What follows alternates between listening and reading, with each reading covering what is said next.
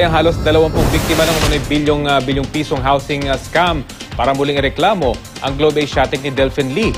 Mula sa Maynila, may ulat on the spot si John Consulta. John.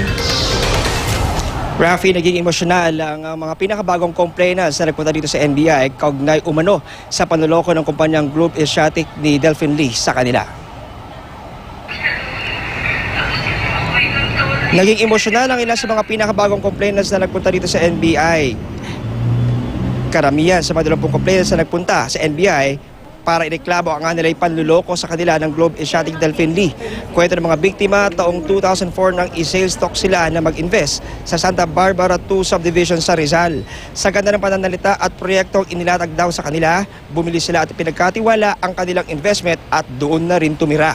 Laking gulat na lamang nila ng kanilang malaman na hindi pala Globe Asiatic ang may-ari ng lupa, kundi ang kumpanyang Worldwood. Ang masakla pa raw na diskubre nila na biktima sila ng double sale o meron pang iba pang may-ari ng kanilang tinitirahang bahay at lupa.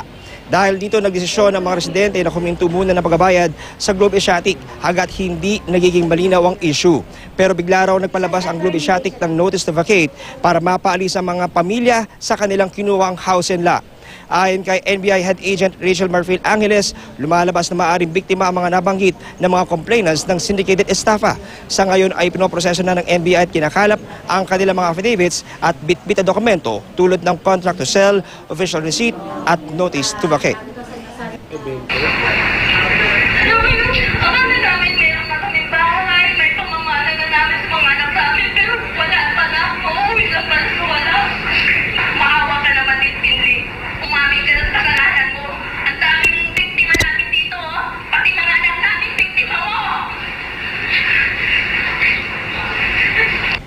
Lumalabas nga yung double seal nga, yung deceit doon papasok.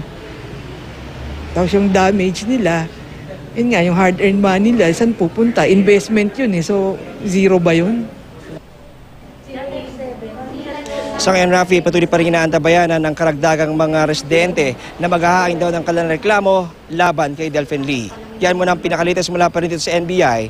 Balik sa iyo, Rafi. Maraming salamat, John Consulta.